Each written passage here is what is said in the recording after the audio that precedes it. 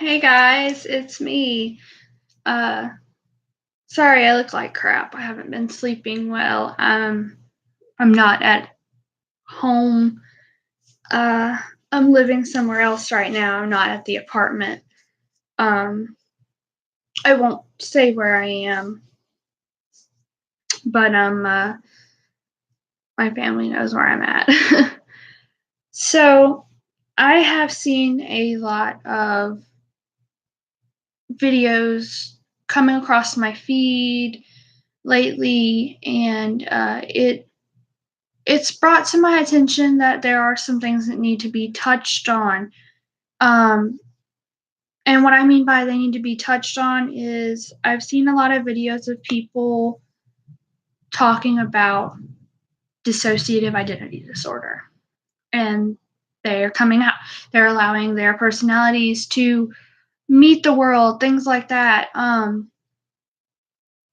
the reason I'm deciding to do this today is because I want you guys to know that I have it too. Whoa, I know that's crazy. There's no way, right? I'm such a normal person. I do. Trust me, you don't know what goes on behind closed doors. And today I want to discuss the disorder itself, what causes it, how I experienced it, how I figured out I had it, and why I don't go see a doctor. So, and for scientific purposes, I am reading this off of a Mayo Clinic website. I personally want to go to college to study the brain. I'm going to be majoring in biology with a concentration in medicine and all that. So I know what I'm talking about when I say this stuff. Well, not like from a doctor standpoint, but I've done enough research that I know what I'm talking about. So, scientifically speaking, mind you, I take in the emotional and the psychiatric portion of all of what I look into. Because if I have it or someone I know has it, I take the emotional side of it, not just the psychiatric and medicine side of it, because I know some people they'll get absorbed in the medicine and the psychiatric point of view and they don't see it as real. They just see it as a disorder. Yes, it is a disorder, but some people choose to live with that disorder. They find it okay in their day to day lives. They don't want medicine to deal with it. I don't need medicine to deal with it. I can handle it just fine. So, here we go. Dissociative identity disorder is characterized by the presence of two or more distinct or split identities or personality states that continually have power over the person's behavior. With dissociative identity disorder, there is also an inability to recall key personal information that is too far reaching to be explained as mere forgetfulness. With dissociative identity disorder, there are also highly distinct memory variations which fluctuate with the person's split personality. Okay, let me stop there. When it says that they have the inability to recall key personal information, that's not always true. The reason I say that that's not always true is because with my personalities, we all have a link to the brain, the main source of the host information. When I say the host information, what it is the host is the body. The body is the host of everyone. So, everyone has access to the host information, therefore, as to control who comes out. When I say out, I mean like the person who is front and center and talking to you. Um,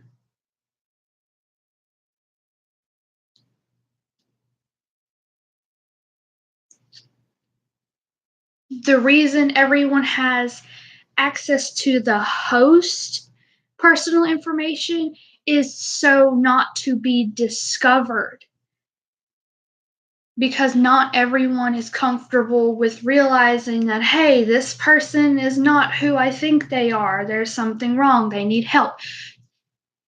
Everyone deals with their disorder differently. On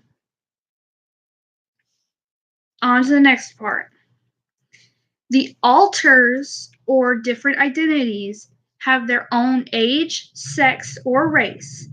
Each has his or her own posture, gesture, and distinct way of talking.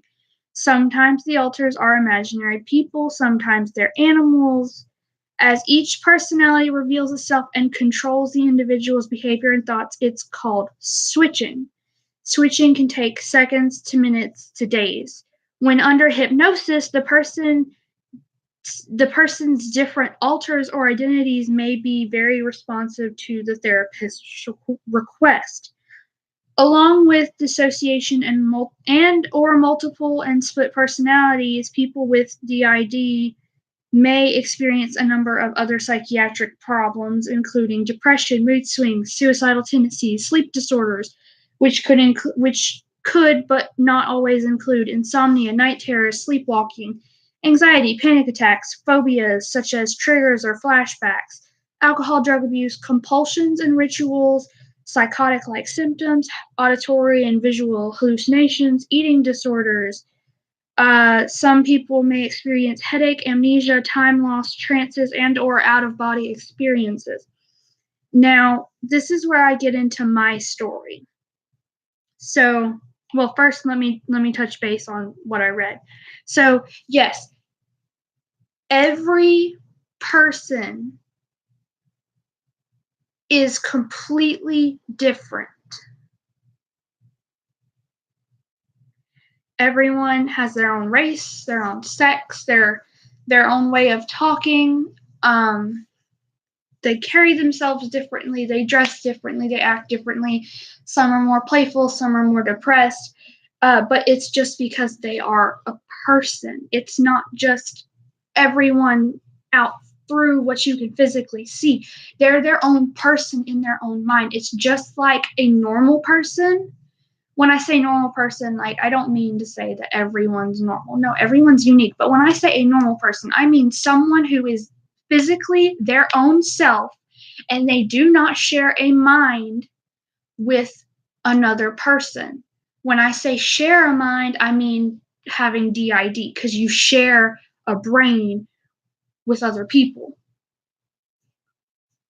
Most doctors tend to diagnose it as a split personality. Most of the time, it can be caused by trauma in the past, which usually is what leads to developing it most of the time, but it's a rare case. It's very rare for someone to actually develop D.I.D. Most of the time, they can have just depression or anxiety. Sometimes they'll create their own character in their head in order to have someone to talk to or a way of escaping their reality. But people who have true D.I.D, you can tell. You can just tell by watching them and watching the host talk, not talk, but associate with their other identities. You can tell that someone has it because they can sometimes switch automatically into this totally different persona that you've never seen before. You've never seen them act like that. That's having D.I.D. Some people, they go, if you know them personally, they'll go from being someone who has absolutely no talent to someone who can create a masterpiece in an hour. That is what having D.I.D is like. You can do things that you've never been able to do before. And 95% of the time, it is caused by trauma. I know that I have a friend who it was caused, her trauma was being sexually harassed as a child. I'm pretty sure mine is a combination of being bullied most of my life And also, I did not have a father figure growing up, and my parents just recently got divorced as of yesterday. Like, it was finalized, it's done, it's over with. So I really don't have a father. I don't have a father figure in my life. I never have. But just being bullied my whole life, being an outcast, being different, listening to different even listening to different music will get you picked on. I promise. I promise. So here's how it started for me. When I first figured out that I had it, I was in 7th grade.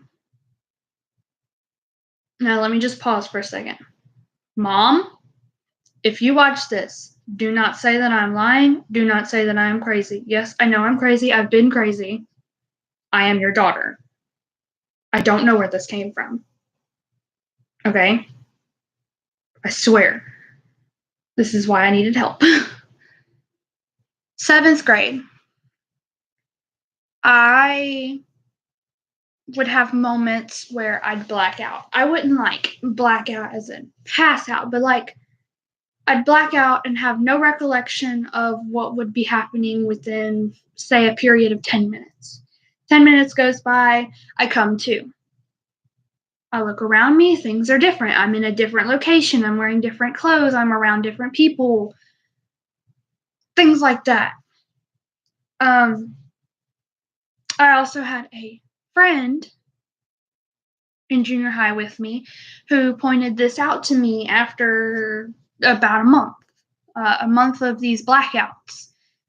She noticed the change in the way I'd carry myself, and how I'd go back and forth between being this very, I'm going to say very religious person to someone who, carried around their Bible, wore very covered up clothing, hardly spoke to anyone, and then changing into someone who, I wouldn't say dresses provocatively, but shows their legs, wears sandals, shows their toes, does their makeup, things like that.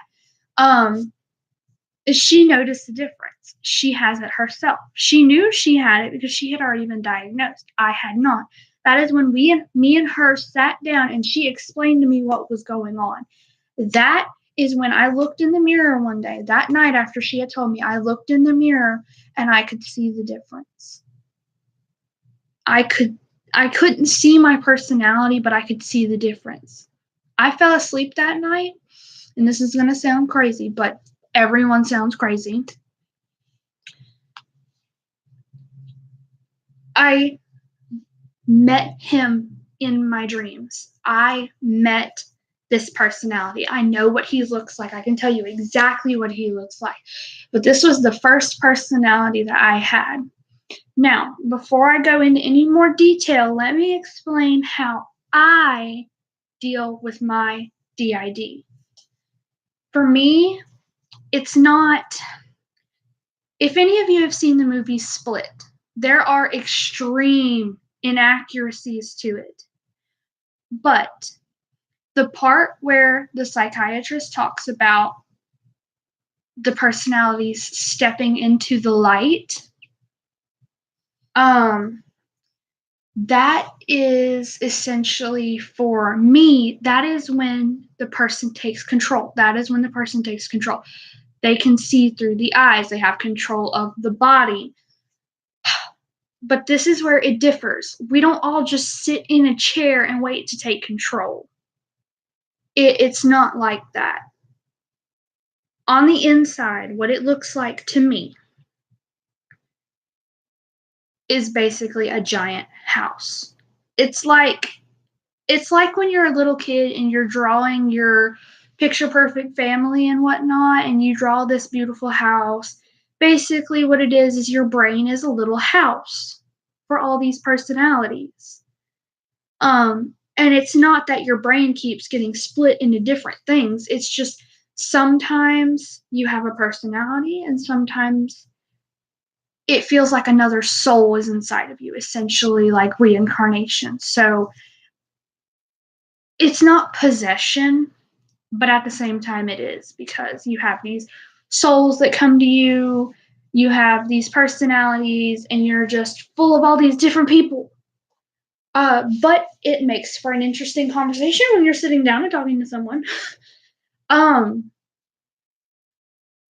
to me, like I said, it looks like a giant house. The eyes are like windows. You can look out the window. It's kind of like a TV into the outside world for everybody. And like I said, I know it's something you can't wrap your head around because you don't understand. But that's what it is for me. Everyone experiences it differently. It's different for everyone. It's just like eating food. Everyone is going to perceive the flavors differently because even if you make it all the same and you pass it around everyone's going to taste it a little differently. It might be a little too salty to someone. It might be uh, too spicy. It's just one of those things. Everyone perceives the same disorder differently. So it's a giant house. Everyone has their own room. Um, the eyes are like a TV. Um, and unlike most people, I'm sure that some people have figured this out, but I figured out that people can have control over certain parts of the body. Like one person can have the voice, one person can have the eyes and look out, one person can have the arms or the whole body because multiple people want to be out and do things. Like, for instance, let's just say play a video game. Say, for instance, there's a child, but somebody is talking about something inappropriate. So you take away the child's hearing, but they still have the eyes and the hands and they're still playing a little video game or something. It it's miraculous how it works. I still don't understand how it works, but the brain is an amazing thing to have, and I wouldn't give these guys up for the life of me. You'd have to kill me first. Um so back to my story. So I had met him personally in my dreams. And then probably another couple of weeks later, I started having blackouts again. And that's when I realized that when I have blackouts, that's when another person is coming, or headaches. I start getting really, really, really bad migraines when I know somebody new is about to come in.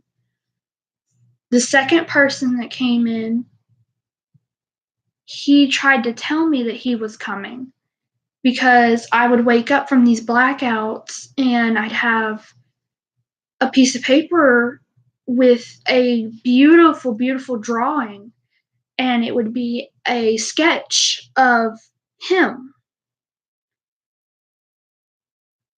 But I can't draw to save my life. I can play the guitar, but I cannot draw. I have no artistic skills at all, but I mean, like, this was a beautiful drawing. Like, it looked like a professional had done it. With pencil, no less. Something that I've never been good at. So, um, but that was my second person, and then my third person, and just so on and so forth. Now I can't tell you how many people I have because that would just seem impossible. But there is another thing that some people can do, and it is something that sounds really crazy and impossible, but it is if you figure out how. People, your identities can leave your body and go to another person who has D.I.D. Now, I'm going to explain something so that you don't question why I'm saying this word or what it is. To me, everyone together that's living together in the body, the host, is called a system. We are a system. We are a family. So, if another person has a system, someone from my system can go over there. and so on and so forth. They can travel. I don't know how it's possible, but they can leave the body and go to another system. I have had people in my system just up and vanish one day, never came back. It happens. It's miraculous how it happens. This is why I want to be a doctor's coach, because I want to figure it out myself, but I don't want to get rid of them either. They're my family.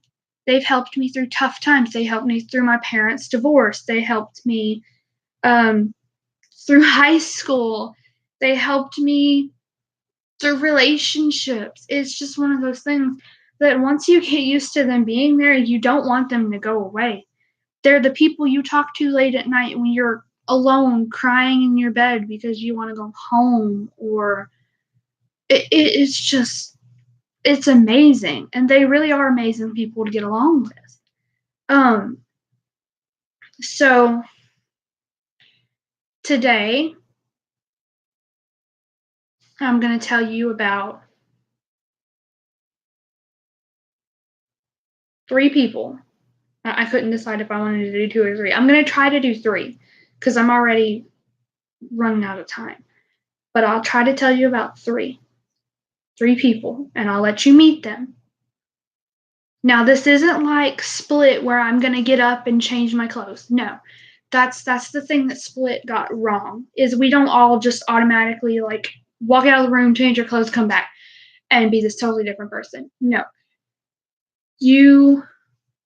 When you have these personalities, or these people, I'm going to call them people because I hate calling them personalities.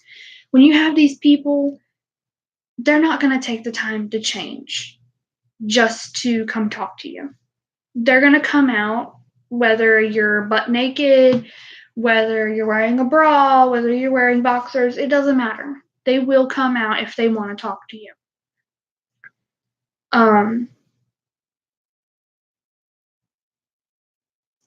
Not everyone is comfortable with coming out and talking. I actually have quite a few of my people that don't really like to come out in front of other people. They will only come out in front of their when I say their friends, I mean it to where I have friends that have systems as well. So my system will hang out with their system, and that's their friends. They'll come out around them, but they won't come around other people that don't have a system, or that don't know what D.I.D is, or that don't understand it. So, the first person I'm going to have y'all meet is Julian Michaels. Julian is this is going to sound so weird, but it's possible. He is a gay Christian who used to live in Virginia. He had a husband who was killed in a drive-by, and now he's here with us. He was the first person to be here, so he holds a special place in my heart. He is now married to someone in my friend's system, and they have adopted children. Not out through the bodies, of course, but there have been children that have come in, and they adopted them because they didn't have parents. So they are one of the oldest couples in the system. They have been married for almost 6 years now, something like that.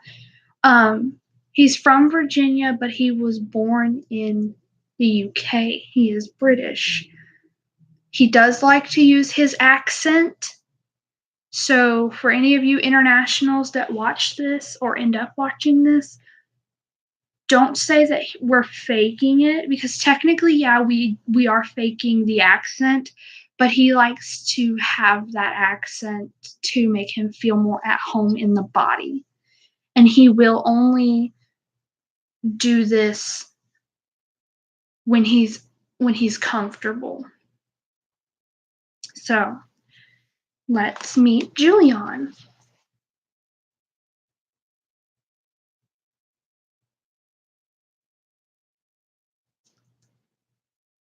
Hello. Uh, I'm Julian. Uh, it's a pleasure to meet you all. I'm not exactly sure what to say. I wasn't given I wasn't given a script or anything, so this is kind of nerve-wracking for me. Um,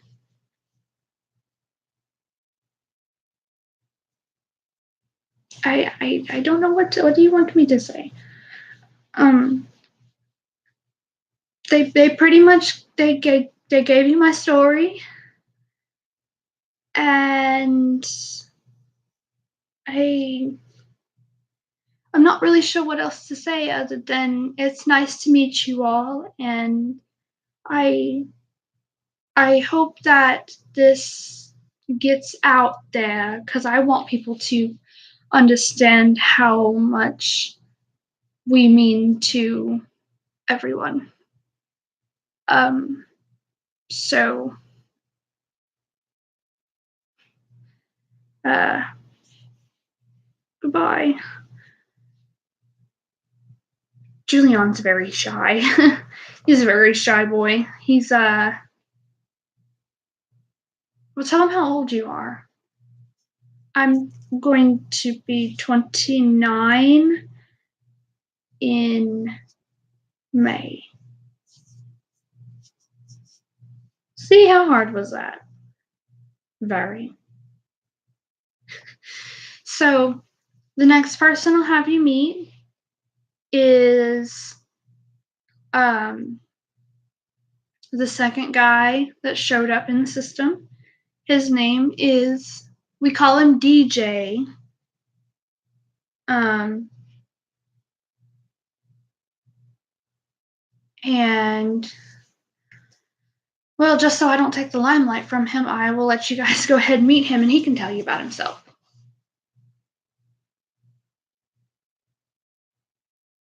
Ugh. Computers. What do you want me to do? Tell them about yourself. Fine. Okay. Hi, I'm DJ. DJ is short for Darren James. I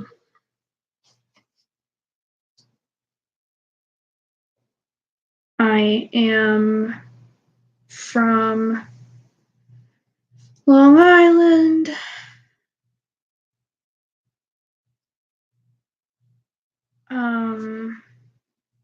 I'm 25. I have a wife and like 7 kids. Don't get me wrong. I'm happy to be with her. I just did not want to do this interview. I'm tired. Had a long day. Oh,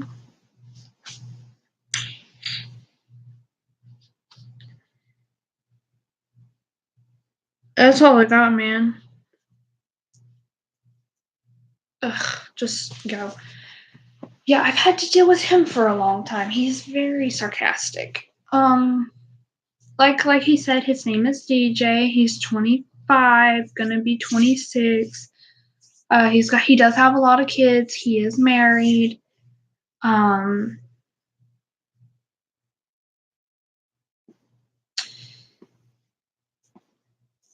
uh, oh goodness.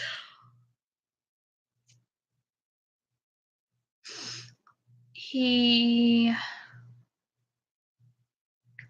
he's not exactly a people person. He used to be blind, and by some miracle reason, he's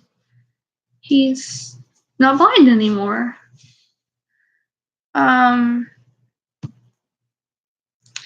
So I'm trying to think if I want to let you meet Anthony or Helena. I'm not exactly sure myself. I have a lot of people, like I said. There's so many, I doubt you'll get to meet everyone. But DJ and Julian were the first two to be here.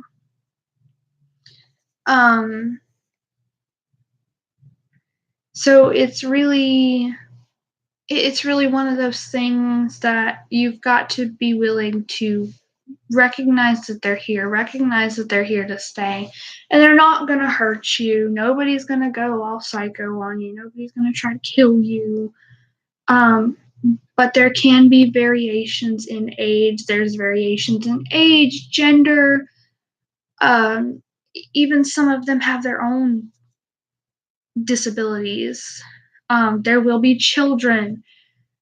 It's just, but it is a beautiful thing. I find it beautiful. It is miraculous, but I love everyone here. So, if anyone has any further questions, feel free to drop a comment. Please, I don't appreciate rude comments, and I'm not afraid to report you if you do. Other than that, if you have any questions, feel free to ask. If you want to meet any more people, I will, on one condition, try to share this, spread the word. If I can get 100 likes, just 100 on this video, I will make another one and we'll meet some more people. Please subscribe. Let me know if you have anything that you want to know, anything that you want to know about having this disorder, or how to explain it to other people that you have a disorder. Feel free to let me know. I can email you. Just let me know. And everyone, please take care of yourself out there. I know the weather's really bad with this incoming hurricane or tropical storm, whatever, in the U.S. down south. So please be careful, and I bid everyone adieu.